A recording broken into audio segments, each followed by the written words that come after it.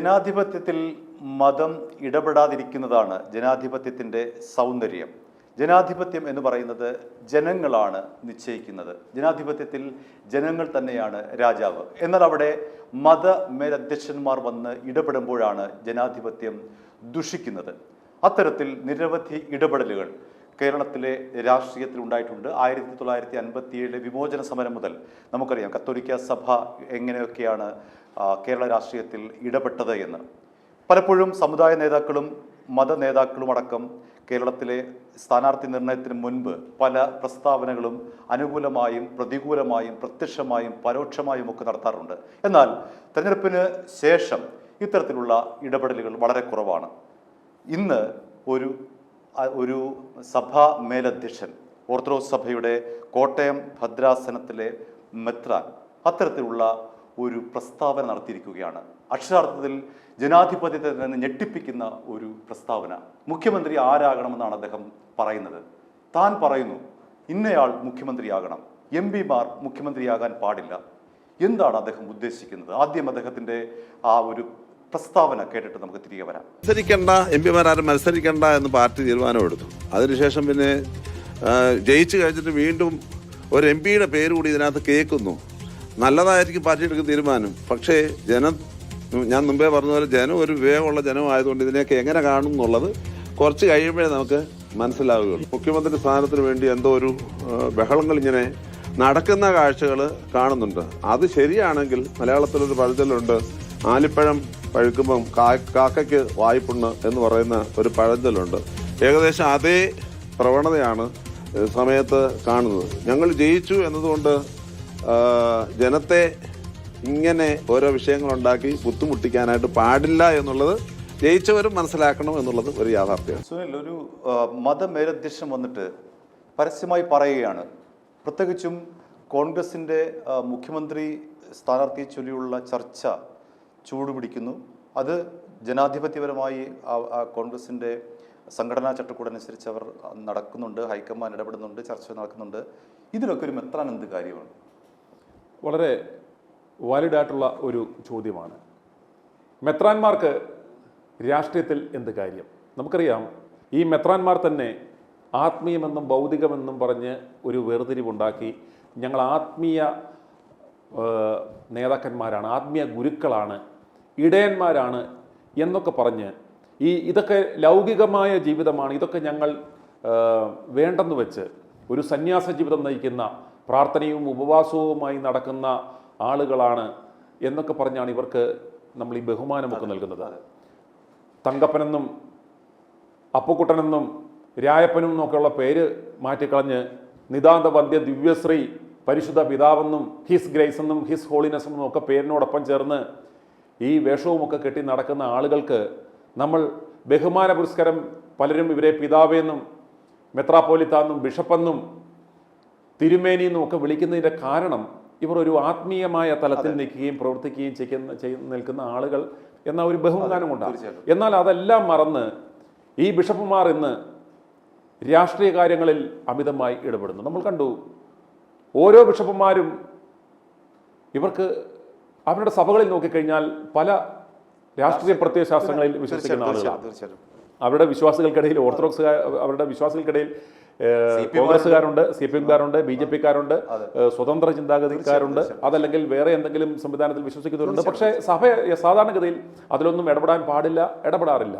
എന്നാൽ കഴിഞ്ഞ കുറേ കാലങ്ങളായി വളരെ അമിതമായി ഇവർ ഇപ്പോൾ രാഷ്ട്രീയത്തിൽ കയറി ഇടപെടുന്നു. ഇപ്പോൾ കത്തോലിക്കരാണെങ്കിൽ കത്തോലിക്ക കോൺഗ്രസ് എന്ന് പറഞ്ഞ ഒരു അവരുടെ വിഭാഗം ഉണ്ടാക്കിയിട്ടുണ്ട്.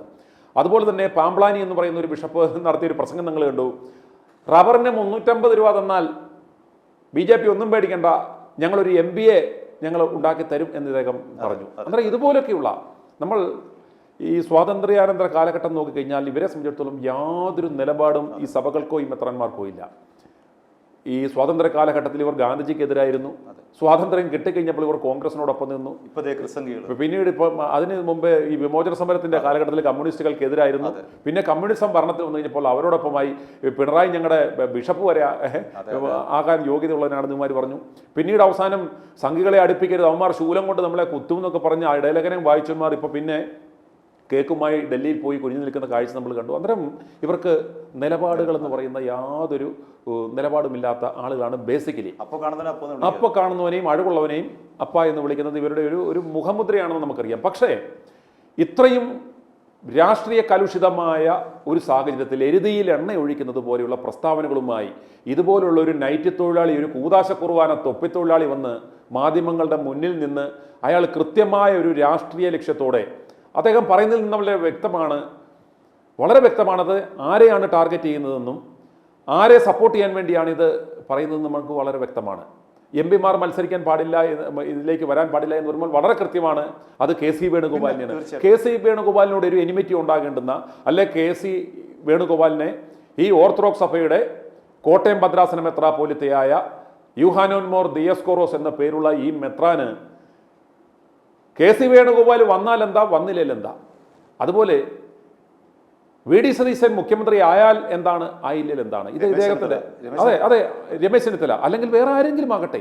അന്നേരം അപ്പോൾ ഇതുപോലെ വിവിധ വിഭാഗങ്ങൾ തമ്മിൽ ഒരു രാഷ്ട്രീയപരമായി വളരെ ചൂടേറിയ ചർച്ചകൾ നടക്കുന്നു, വിവാദങ്ങൾ നടക്കുമ്പോൾ അതിൽ ഏതെങ്കിലും ഒരു പക്ഷം പിടിച്ച് ഏതെങ്കിലും ഒരു പക്ഷത്തിന് വേണ്ടി, ഒരു വ്യക്തിക്ക് വേണ്ടി ഇദ്ദേഹം ന്യായീകരിക്കാൻ വരുന്നതിനെ ഓർത്തഡോക്സ് സഭയ്ക്ക് എങ്ങനെ ന്യായീകരിക്കാൻ പറ്റും? വേണ്ടെന്ന് അത് ഇവരെ സംബന്ധിച്ചിടത്തോളം ജനങ്ങൾ മാൻഡേറ്റ് കൊടുത്തു കഴിഞ്ഞു.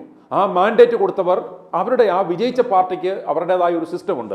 ആ പ്രോട്ടോകോൾ അനുസരിച്ച് അവർ കൂടിയിരുന്ന് ആലോചിച്ച് അവരൊരു സമവായത്തിലെത്തുകയോ അവർ ഒരു അഭിപ്രായം പറയുകയും ചെയ്യും. അതിനു മുമ്പ് അവരുടെ അഭിപ്രായത്തെ സ്വാധീനിക്കുന്ന തരത്തിലുള്ള ഒരു അഭിപ്രായ പ്രകടനം ഈ കൂതാശ കുർബാന തൊപ്പിത്തൊഴിലാളി നടത്തി കഴിഞ്ഞാൽ ഈ ഉണ്ടാകാൻ പോകുന്നതെന്ന് പറഞ്ഞാൽ, ഇന്ന് നമുക്കറിയാം ഈ ചെറിയ ഒരു സംസ്ഥാനത്ത് വിരലിൽ എണ്ണാവുന്ന ആളുകൾ ഉണ്ടെങ്കിൽ പോലും 100-ൽ പരം വിവിധ സഭകളുണ്ട്.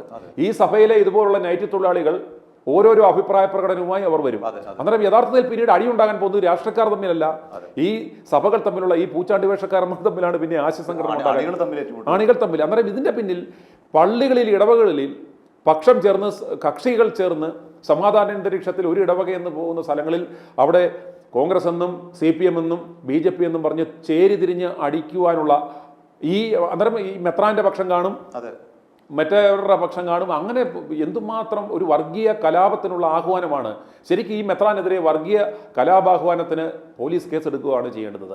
അതുപോലെ ഈ ഓർത്തഡോക്സ് സഭയ്ക്ക് ഒരു അധ്യക്ഷനുണ്ടെങ്കിൽ ഇവനെ ആരാണ് കയറ് ഊരിവിട്ടത് എന്ന് ഞങ്ങൾ ചോദിക്കുവാൻ ആഗ്രഹിക്കുകയാണ്. ഈ സഭാധ്യക്ഷനുണ്ടെങ്കിൽ ഇയാളെ നിലയ്ക്ക് നിർത്തണം. അതല്ലെങ്കിൽ ഇതുപോലെ ഒരു മെത്രാൻ വന്നു നിന്ന് മാധ്യമങ്ങളുടെ മുന്നിൽ വന്നു നിന്ന് ഇപ്രകാരം പറയുമ്പോൾ അത് ജനങ്ങൾ തെറ്റിദ്ധരിക്കും. ഇത് ഓർത്തഡോക്സ് സഭയുടെ ഒരു നിലപാടാണോ? ഇത് മത്തായി മൂന്നാമൻ വ്യക്തമാക്കണം. ഇത് ഓർത്തഡോക്സ് സഭയുടെ നിലപാടാണോ ഈ യൂഹാനോൻ മാർ ദിയസ്കോറോസ് എന്ന് പറയുന്ന മെത്രാൻ വ്യക്തമാക്കിയത്? അന്നേരം അത് സഭയുടെ അധ്യക്ഷൻ പറയണം. അതല്ലെങ്കിൽ സഭാധ്യക്ഷൻ തന്നെ ഇയാളെ കൊണ്ട് മാപ്പ് പറയിക്കണം. ഇപ്രകാരമുള്ളൊരു രാഷ്ട്രീയ വിഷയത്തിൽ ഞാൻ അറിയാതെ ഒരു അഭിപ്രായം പറഞ്ഞു പോയി എന്ന് ഇയാൾ പരസ്യമായ മാപ്പ് പറഞ്ഞില്ലെങ്കിൽ എത്രയും വേഗം ഇയാളെ ഈ കൂതാശ കുർബാന പണിയിൽ നിന്നും ഇയാളുടെ റിസിഗ്നേഷൻ മേടിച്ച് ഇയാളെ പുറത്തു കളയണം. കാരണം ഇത് വിശ്വാസികളുടെ ഇടയിൽ ഒരു ആശയക്കുഴപ്പമുണ്ടാക്കുകയാണ്. കറക്റ്റ് ഇടപെടൽ രാഷ്ട്രീയത്തിൽ, കോൺഗ്രസ് രാഷ്ട്രീയത്തിൽ നേരിട്ട് വന്ന് ഇടപെട്ട് പറയാണ് MPമാർ മത്സരിക്കേണ്ടതില്ല. ഒരാളത് പറയാണ്. അതെ, എന്ത് അധികാരമാണ് ഇങ്ങനെ ഒരു പാർട്ടിയുടെ ആഭ്യന്തര കാര്യത്തിൽ ഇടപെടാൻ? എന്ത് ധൈര്യത്തിലാണ് ഇത്തരത്തിലൊരു പ്രസ്താവന ഇദ്ദേഹം നടത്തിയത്? രണ്ടാമത്തെ കാര്യം, ഇദ്ദേഹം പറഞ്ഞതിനകത്തൊരു ആലിപ്പഴം പഴുത്താൽ കാക്കയ്ക്ക് വായ്പുണ്ടെന്നാണ്. ഞാൻ മനസ്സിലാക്കിയത് സുനിലെ, ആലിപ്പഴം എന്ന് പറയുന്നത് ഒരുതരം മഞ്ഞ് വീഴ്ചയാണ്. അതെ, ആലിങ്ക എന്നാണ് ഞാൻ കേട്ടുള്ളത്. അത് എൻ്റെ പ്രശ്നമാണോ അതോ? അതെ, ഇതിനകത്തെന്ന് പറഞ്ഞാൽ ഇദ്ദേഹത്തിന്റെ പറഞ്ഞത് ആലിപ്പഴം പഴുത്തപ്പോൾ കാക്കയ്ക്ക് വായ്പുണ്ടെന്നാണ് പറഞ്ഞത്. ശരിക്കും പഴഞ്ചൊല്ലെന്ന് പറയുന്നത് ആലിങ്ക പഴുത്തപ്പോൾ കായ്ക്ക് വായ്പുണ്ടെന്നാണ്. അന്നേരം ഇയാളെ സമയം എടുത്തോളും പഴഞ്ചൊല്ലറിയത്തില്ല, വേദപുസ്തകം വായിക്കത്തില്ല, മറ്റു യാതൊരുവിധ ബോധവും ഇല്ലാത്ത ഒരാൾ വന്നെന്നാണ് ഇത് പറയുന്നത്. അന്നേരം പല മാധ്യമങ്ങളും അത് വാർത്തയായി കൊടുത്തപ്പോൾ തന്നെ ആലിപ്പഴം പഴുത്തപ്പോൾ എന്ന് പറഞ്ഞ് ഹെഡിങ് വരെ കൊടുത്തിട്ടുണ്ട്. അന്നേരം അവരുടെ ധാരണ വെച്ചാൽ ഇത് മെത്രാന് തെറ്റാറില്ല, ഇത് മെത്രാൻ പറഞ്ഞതല്ലേ, തിരുവചനമല്ലേ, തിരുമൊഴിയാ. അന്നേരം അതുകൊണ്ട് ഇത് തെറ്റാറില്ല എന്ന രീതിയിലായിരിക്കാം ഇവർ ഇതുപോലെ ഒരു തലവാചകം കൊടുത്തത്. അപ്രകാരം അന്നേരം മെത്രാനെ ബേസിക്കലി ഇങ്ങനെയുള്ള കാര്യങ്ങൾ പറയുമ്പോൾ, പഴഞ്ചൊല്ലൊക്കെ പറയുമ്പോൾ അത്യാവശ്യം ഒന്ന് ശ്രദ്ധിച്ച് നോക്കിയും കണ്ടും പറയുക ആദ്യം ഇത്. അതുപോലെ ഈ മെത്രാനോട് ഞങ്ങൾക്ക് പറയാനുള്ള കാര്യം, ഈ മെത്രാൻ ആരാണെന്ന് നമ്മൾ മനസ്സിലാക്കും. അതെ അതേക്കുറിച്ച് സംശയമാണ്. അതായത് ഈ ലൈവ് കാണുന്ന പലർക്കും ഇദ്ദേഹം ആരാണ്, ഇദ്ദേഹത്തിൻ്റെ ഹിസ്റ്ററി എന്താണെന്നുള്ള കാര്യം നമുക്കറിയില്ല. എന്താണ് ഇദ്ദേഹത്തിൻ്റെ ഒരു ഹിസ്റ്ററി എന്താണ്? ഈ പിന്നെ ഇത്തരത്തിൽ വന്ന് പരസ്യമായി വന്ന് കോൺഗ്രസ് രാഷ്ട്രീയത്തിൽ ഇടപെടുന്നു, എം പിമാർ മത്സരിക്കേണ്ടതില്ല, ആലിപ്പഴം പഴുക്കുമ്പോൾ കാക്കയ്ക്ക് വായിക്കണം, ഇതൊക്കെ ഈ ഒരു അവസാന ഘട്ടത്തിൽ വന്നൊരു ഒരു ഒരു 102 സീറ്റ് നേടി അധികാരത്തിലേക്ക് എത്താൻ വരുന്ന UDF-ന്റെ ആഭ്യന്തര കാര്യത്തിൽ പരസ്യമായി നിലപാട് പ്രഖ്യാപിക്കുകയാണ്. ആരാണ് ഇദ്ദേഹം? ഹരി, ഈ മെത്രാൻ ആരാണെന്ന് അറിയണമെങ്കിൽ നമ്മൾ ഇന്ന് ഇതുപോലൊരു ലൈവ് ചെയ്യുവാൻ ഉദ്ദേശം ആരാണ് ഈ മെത്രാൻ എന്ന് നമുക്ക് നന്നായിട്ട് അറിയാവുന്നത് കൊണ്ടാണ്. അതുപോലുള്ളൊരു മെത്രാൻ വന്ന് ഇപ്രകാരം പരസ്യമായിട്ടൊരു പ്രസ്താവന നടത്തുമ്പോൾ നമ്മൾ ഞെട്ടിപ്പോയി. കാരണം ഈ മെത്രാൻ ആരാണെന്ന് അറ്റ്ലീസ്റ്റ് ഓർത്തഡോക്സ് സഭയിലുള്ള വിശ്വാസികൾക്ക് അറിയാം, പക്ഷേ ജനങ്ങൾ അറിയണം. ഇത് ഒരു സഭാ വിഷയമായിരുന്നുവെങ്കിൽ നമ്മൾ അത്തരത്തിലേ സംസാരിക്കത്തുള്ളായിരുന്നു. ഇദ്ദേഹം ഒരു പരസ്യമായി വന്ന് മാധ്യമങ്ങളുടെ മുന്നിൽ വന്ന് നിന്ന് ഒരു സംസ്ഥാനത്തെ ആകെ ബാധിക്കുന്ന തരത്തിലൊരു വളരെ വിവാദപരമായ ഒരു പരാമർശം നടത്തുന്നത് കൊണ്ടാണ് നമ്മൾ ഇപ്രകാരം ഒരു ക്രിട്ടിക്കൽ സ്റ്റേജ് നിൽക്കുകയാണ്. അതെ, അന്നേരം അതുകൊണ്ടാണ് നമ്മൾ ഇപ്രകാരം ഒരു പരസ്യ ചർച്ചയ്ക്ക് നമ്മൾ മുതിരുന്നത്. ഇദ്ദേഹത്തെ സംബന്ധിച്ചോളം ഓർത്തഡോക്സ് സഭയുടെ കോട്ടയം ഭദ്രാപോലിത്തയായ യൂഹാനോൻ മോർ ദിയോസ്കോറോസ് എന്നാണ് ഇയാളുടെ പേര്. അതായത് കോട്ടയം ഭദ്രാസനത്തിന്റെ ഒരു മെത്രാൻ. അന്നേരം ഇയാളെ പോലെ ഏതാണ്ട് 33 മെത്രാന്മാർ ഓർത്തഡോക്സ് സഭയിലുണ്ട്. അവരാരും ഇത്തരം രാഷ്ട്രീയ പ്രസ്ഥാനങ്ങളുമായി വന്നിട്ടില്ല. പിന്നെ ഇയാൾക്ക് എന്തിനാണ്, ഇയാളെ ആര് ചുമതലപ്പെടുത്തിയിട്ടാണ് ഇയാൾ ഇവിടെ വന്നതെന്നാണ് നമ്മുടെ അത്ഭുതം. നമുക്ക് മനസ്സിലാക്കേണ്ടുന്ന ഒരു കാര്യം, അത് ഈ ഓർത്തഡോക്സ് വിശ്വാസികൾക്കറിയാം.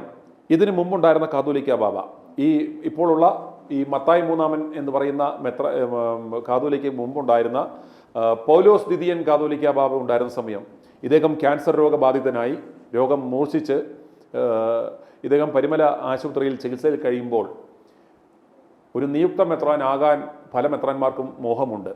ഇയാൾ ഉൾപ്പെടെ ആ മരണാസന്നനായി കിടക്കുന്ന ആ മെത്രാൻ്റെ ആ ICUവിൻ്റെ മുന്നിൽ പോയി ഇവന്മാരിങ്ങനെ എത്തി നോക്കും. എന്നിട്ട് അടുത്തുള്ള ചെമ്മാച്ചനോട് പറയും, ഓ അടുത്ത കാലത്തൊന്നും പോകുന്ന ലക്ഷണമൊന്നും ഇല്ല. ഇങ്ങനെ ഇവരുടെ സഭയുടെ പിതാവെന്ന് പറയുന്ന മുൻ കാതോലിക്കയുടെ മരണവും കാത്ത് എന്തിന് നിയുക്ത മെത്രാനാകാമെന്ന ഒരു മോഹം വെച്ച് നടന്ന ഒരു മെത്രാനാണ് ഇയാൾ. അതുപോലെ തന്നെ ഇയാളെ സംബന്ധിച്ചിടത്തോളം ഇന്ന് ഈ മത്തായി മൂന്നാമിന് ശേഷം നിയുക്ത മെത്രാനാകാൻ കുപ്പായം തേച്ച് നടക്കുന്ന ഒരാളാണ്. ഈ VD സതീശനും ഇയാൾക്കും ഏതാണ്ട് ഒരേ രോഗമാണ്. റീൽസ് ഉണ്ടാക്കുക, PR പരിപാടികൾ നടത്തുക, അങ്ങനെ വിളിക്കാത്തടത്ത് ഉണ്ണാൻ ചെല്ലുക, ഇതുപോലുള്ള ആവശ്യമില്ലാത്ത സ്ഥലങ്ങളിൽ വലിഞ്ഞു കയറി വന്ന് അഭിപ്രായം പറയുക, അങ്ങനെ എങ്ങനെയെങ്കിലും ഒരു വാർത്താ പ്രാധാന്യം നേടി എങ്ങനെയെങ്കിലും ഒരു കാതോലിക്ക കസേരയിൽ ഇരിക്കുക, VD സതീശനെ പോലെ എങ്ങനെയെങ്കിലും ഹുക്കോർ കുക്കുവേ ആ കസേരയിൽ കയറി ഇരിക്കുക എന്നൊരു ആഗ്രഹമുള്ള ഒരു മനുഷ്യനാണ്. ഇവർ തമ്മിൽ പല സിമിലാരിറ്റിയും ഉണ്ട്. അപ്രകാരമുള്ളൊരു മനുഷ്യനാണ്. അതുപോലെ തന്നെ ഇയാളെ സംബന്ധിച്ചിടത്തോളം ഈ സഭാ കേസുകൾ, ഇയാൾ ഈ അഭിപ്രായം പറയുന്നതിന് മുമ്പ് ഈ ദിയോസ്കോറോസ് മെത്രാനോട് ഞങ്ങൾക്ക് പറയാനുള്ളത്, ഈ ഓർത്തഡോക്സ് യാക്കോബായ സഭാതർക്കം ഇത്രയും മാളിക്കത്തിച്ചതിൽ ഒരു പങ്കുള്ള ഒരു മെത്രാനല്ലേ താൻ ആദ്യമേ ഈ സഭകൾ തമ്മിലുള്ള സമാധാനം ഉണ്ടാക്കുവാൻ എന്തെങ്കിലും കാര്യം ചെയ്തിട്ടുണ്ടോ? ആദ്യം ഈ പള്ളിപിടുത്തവും ഈ മെത്രാന്മാരുടെ പെണ്ണുപിടുത്തവും ഈ ആഭാസത്തരവും നിർത്തുവാൻ താങ്കൾക്ക് പറ്റുമോ? അതുപോലെ തന്നെ ഈ ഓർത്തഡോക്സ് സഭയിൽ തൻ്റെ ഭദ്രാസനത്തിൽ തന്നെ എത്ര പാതിരിമാർ പെണ്ണുപിടിയന്മാരും ആഭാസന്മാരുമുണ്ട്. ഈ ആഭാസന്മാരും ഓർത്തഡോക്സ് സഭയിലുള്ള പെണ്ണുപിടിയന്മാരെയും ആഭാസന്മാരെയും സംരക്ഷിക്കുന്ന നാണം കെട്ട നിനക്കെങ്ങനെ വന്ന് ഈ രാഷ്ട്രീയ കാര്യത്തിൽ ഒരു അഭിപ്രായം പറയാൻ പറ്റും? നിന്നെ ആരെങ്കിലും വിളിച്ചോ? ഓർത്തഡോക്സ് സഭയുമായി ബന്ധപ്പെട്ട എന്തെങ്കിലും കൂതാശ കുർബാന തൊപ്പിത്തൊഴിലാളിയുടെ കാര്യത്തിൽ തനിക്കിടപെടാം. അല്ലാതെ ഇവിടെ വിശ്വാസികളുണ്ട്, ഇവിടുത്തെ ജനങ്ങളുണ്ട് അഭിപ്രായം പറയുവാൻ. അവർ വോട്ട് ചെയ്തു, അവരുടെ മാൻഡേറ്റ് കൊടുത്ത നിയുക്ത MLA-മാരുണ്ട്, അവരുടെ മുഖ്യമന്ത്രിയെ അവർ തെരഞ്ഞെടുക്കും. ഈ കൂതാശ കുർബാന തൊപ്പിത്തൊഴിലാളിയായ നിനക്ക്, അതായത് സഹോദര സഭയുടെ പള്ളി പിടിച്ചു പറിക്കുവാൻ നടക്കുന്ന നാണം കെട്ട നിനക്ക് എങ്ങനെ ഈ രാഷ്ട്രീയ വിഷയത്തിൽ ഇടപെടാൻ സാധിക്കും? മലങ്കര ഓർത്തഡോക്സ് സുറിയാനി സഭയിൽ നട്ടലുള്ള ആമ്പിള്ളാരുണ്ട്. നിന്റെ ഭദ്രാസനത്തിന് വെളിയിൽ, പള്ളിയുടെ വെളിയിൽ, പള്ളിമുറ്റത്തിന് വെളിയിൽ ഇത്തരം പൊളിറ്റിക്കൽ സംസാരവുമായി വന്നാൽ മെത്രാനെ നിന്റെ കുപ്പായം വിശ്വാസികൾ പറിച്ചു കളയും. നിന്നെ അവർ ഉപദ്രവിക്കത്തില്ല. കാരണം നിന്നെയൊക്കെ പിതാവേ എന്ന് വിളിച്ചുള്ള പാരമ്പര്യമാണ് ഓർത്തഡോക്സ് സഭാ വിശ്വാസികൾക്കുള്ളത്. അവരുടെ ക്ഷമയെ പരീക്ഷിക്കരുത്. ആദ്യം നിന്റെയൊക്കെ മെത്രാന്മാരുടെ പെണ്ണുപിടി നിർത്തുക. അതുപോലെ തന്നെ ITV ന്യൂസും ഞാനുമായിട്ടുള്ള ഒരു കേസ് നിനക്കറിയാമോ? ഇത്രയും ധൈര്യപൂർവ്വം പറയുമ്പോൾ ഞാനത് ചോദിക്കരുന്നതാണ്. ഇത്രയും ധൈര്യപൂർവ്വം പറയുകയും ഇത്തരത്തിൽ വളരെ എന്താ പറയുക ഒരു വെല്ലുവിളിയോടുകൂടി ഇവരെ നേരിടുകയും ചെയ്യുമ്പോൾ ഒരു കേസിന്റെ കാര്യം ഞാൻ ചോദിക്കാനിരിക്കുന്ന സമയത്താണ് അത് വളരെ നല്ലൊരു ചോദ്യമായിരുന്നു. I2I ന്യൂസുമായിട്ട് ബന്ധപ്പെട്ട് ആ കേസ് എന്താണ് ഇപ്പോഴത്തെ, എന്തായിരുന്നു ആ പശ്ചാത്തലം, ആ കേസിന്റെ ഇപ്പോഴത്തെ അവസ്ഥ എന്താണ്? ഈ മെത്രാൻ ഓർത്തഡോക്സ് സഭയുടെ കോട്ടയം ഭദ്രാസന മെത്രാപ്പോലിത്തയായ യൂഹാനോൻ മോർ ദിയസ്കോറോസ് എന്ന് പറയുന്ന ഈ മെത്രാൻ I2I ന്യൂസിനും അതിൻ്റെ മാനേജിംഗ് എഡിറ്ററായ സുനിൽ മാത്യുവിനുമെതിരെ Kottayam judicial first class magistrate കോടതിയിൽ ഒരു സ്വകാര്യ അന്യായം മുമ്പാണ്. ഇദ്ദേഹത്തിന്റെ പരാതി എന്ന് പറയുന്നത് ഈ മെത്രാനെ ഞാൻ കുണ്ടൻ എന്ന ഒരു പദപ്രയോഗം നടത്തി എന്ന് പറഞ്ഞാണ് കോടതിയിൽ ഇദ്ദേഹം എനിക്കെതിരെ ഞാൻ ഇദ്ദേഹത്തിനെ കുണ്ടൻ തിരുമനസ് എന്ന പേര് വിളിച്ചു എന്ന് പറഞ്ഞാണ് ഇദ്ദേഹം കോടതിയിൽ പരാതി കൊടുത്തത്. അത്തരം അത് ഞങ്ങൾ എന്തിനാണ് ഇയാളെ അപ്രകാരം വിളിച്ചത്, അഭിസംബോധന ചെയ്തത് എന്ന് വ്യക്തമായ ബോധ്യമുണ്ട്. അത് കോടതിയിലിരിക്കുന്ന ഒരു വിഷയം ആണ്. ആ കേസിൽ കൃത്യമായിട്ടുള്ള ഞങ്ങൾ കൃത്യമായി ഈ കേസുമായി ബന്ധപ്പെട്ട് കോടതിയിൽ ഹാജരായിക്കൊണ്ടിരുന്നു. അതുപോലെ തന്നെ എൻ്റെ വിചാരണ വേള വന്നു. ആ വിചാരണ വേളയിൽ അതുമായി ബന്ധപ്പെട്ട കാര്യങ്ങൾ കടുത്തപ്പോൾ ഈ മെത്രാൻ, ഇന്ന് ഈ വലിയ നാവുമായിട്ടിറങ്ങിയ ഈ മെത്രാൻ കോടതിയിൽ നിന്നും ഒളിച്ചോടി. വിചാരണയ്ക്ക് വരാതെ കണ്ടിന്യൂസ് ആയി 3 തവണ ഈ മെത്രാൻ മുങ്ങിയപ്പോൾ ജുഡീഷ്യൽ ഫസ്റ്റ് ക്ലാസ് മജിസ്ട്രേറ്റ് കോടതി ആ കേസ് തള്ളിക്കളഞ്ഞു. അതുപോലെ തന്നെ എനിക്കെതിരെ IT ആക്ട് അനുസരിച്ച് കേസെടുക്കണമെന്ന് ഇദ്ദേഹം ആ സ്വകാര്യ അന്യായത്തിൽ പറഞ്ഞ് അത് IT ആക്ട് ഇട്ടിരുന്നു. ആ ഫസ്റ്റ് ഡേ തന്നെ IT ആക്ട് നിലനിൽക്കത്തില്ല എന്ന് പറഞ്ഞ് അതും എടുത്തു കളഞ്ഞു. അതിന് ഇപ്പോൾ ഡിഫമേഷൻ, വ്യക്തിഹത്യ നടത്തി എന്നുള്ള ഒരു വിധത്തിലാണ് ആ കേസ് ഫലിച്ചിരുന്നത്. എന്നിട്ട് ഞങ്ങൾ 3 കോടി രൂപയ്ക്ക് മാനനഷ്ട കേസ് ഫയൽ ചെയ്യാൻ പോകുന്നു എന്നറിഞ്ഞപ്പോൾ ഇയാൾ ജില്ലാ കോടതിയിൽ പോയി വീണ്ടും ഒരു മാപ്പപേക്ഷ കൊടുത്ത് ആ കേസ് വീണ്ടും പരിഗണിക്കണമെന്ന് അഭ്യർത്ഥിക്കുകയാണ്. മെത്രാനെ ഞാനിവിടെ പറയുകയാണ്, ഈ കേസുമായി മുന്നോട്ട് ഞങ്ങൾ ധൈര്യമായി പോകും. പക്ഷേ കഴിഞ്ഞ പ്രാവശ്യം സംഭവിച്ചതുപോലെ താൻ തോറ്റു ഓടരുത്. വിചാരണയ്ക്ക് കോടതിയിൽ താങ്കൾ വരണം. എന്ത് അഭിസംബോധനയാണോ ഞാൻ താങ്കളെ നടത്തിയത് അത് സത്യമാണ്, ശരിയാണെന്ന് തെളിയിക്കുവാനുള്ള ചങ്കൂറ്റം ഉണ്ടെന്ന് ഞാൻ ഈ ലൈവിലൂടെ തന്നോട് ഞാൻ പറയുകയാണ്. അതുകൊണ്ട് ഈ മെത്രാൻ ആരാണെന്ന് കൃത്യമായ ബോധ്യമുള്ള ആയിരക്കണക്കിന് ആളുകൾ ഈ നാട്ടിലുണ്ട്. ഒരു നിയുക്ത മെത്രാൻ സ്ഥാനത്തിന് വേണ്ടി രാഷ്ട്രീയക്കാരന്മാരെ പോലും നാണം കെടുത്തുന്ന ഒരു സഭയുടെ ഒരു പ്രതിനിധി. ഓർക്കുക, പൗലോസിദിയൻ കാതോലിക്ക ബാബയ്ക്ക് പ്രോപ്പറായിട്ട് ചികിത്സ കൊടുക്കാതെ അദ്ദേഹം മരണാസന്നനായി കിടക്കുമ്പോൾ തന്നെ ഈ മെത്രാന്മാർ, ഈ ആഭാസന്മാരായ മെത്രാന്മാർ ഇവന്മാരുടെ നാറിയ കഥകളുടെ സീഡികളുമായി ഇവന്മാരെ വിരട്ടി സിനഡിയിലിരുന്ന് കുലുക്കിക്കുത്ത് നടത്തിയാണ് ഈ കാതോലിക്ക ഇപ്പോൾ ഉണ്ടായത്. അത് വെച്ച് നോക്കുമ്പോൾ ഈ VD സതീശനും രമേശ് ചെന്നിത്തലയും KC വേണുഗോപാലും ഒക്കെ എത്രയോ തങ്കപ്പെട്ട മനുഷ്യരാണ്, എത്രയോ മാന്യത. സത്യം പറഞ്ഞാൽ രമേശ് ചെന്നിത്തലയും VD സതീശനെയും അതുപോലെ തന്നെ KC വേണുഗോപാലിനെയും ഒക്കെ സ്തുതിക്കണം. കാരണം അവർക്ക് അവരുടേതായ ഇത് രാഷ്ട്രീയമാണ്. അവർ നിരന്തരം ജനങ്ങളുടെ വിചാരം നേരിട്ടുകൊണ്ടിരിക്കുകയാണ്. അതെ, അവരെ സംബന്ധിച്ചിടത്തോളം ഞങ്ങൾ പോലും ഓരോ മണിക്കൂറിലും ഇവരെ ക്രിട്ടിസൈസ് ചെയ്തുകൊണ്ടിരിക്കുകയാണ്. കാരണം അവർ ക്രിട്ടിസൈസ് ചെയ്യുവാൻ അവർ ബാധ്യസ്ഥരാണ്. കാരണം അവർ പബ്ലിക് ഓഡിറ്റിങ്ങിന് വിധേയരാകുവാൻ ബാധ്യസ്ഥരാണ്. അതുകൊണ്ടാണ് അവർ രാഷ്ട്രീയത്തിൽ ഇറങ്ങി നിൽക്കുന്നത്. രാഷ്ട്രീയത്തിൽ വിമർശിക്കുവാൻ ജനാധിപത്യ സംവിധാനത്തിൽ മാധ്യമങ്ങൾക്ക് അവകാശമുണ്ട്.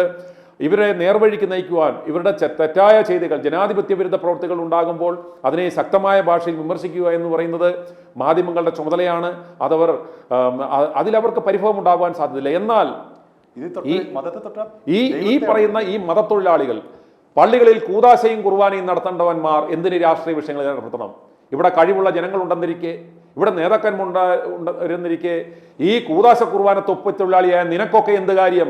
യാതൊരു കാരണവശാലും ഞങ്ങളെ ശ്രമിക്കുന്ന ഇന്ന് കേരളത്തിലുള്ള എല്ലാ സഭകളിലെയും ഇതുപോലത്തെ കൂദാശ കുർബാന തൊപ്പിത്തൊഴിലാളികളായ മതവ്യാപാരികളോട് നിങ്ങൾ പറയുകയാണ്, നിനക്കൊക്കെ നിന്റെ കച്ചവടമാണ് പ്രധാനമെന്ന് ഞങ്ങൾക്കറിയാം.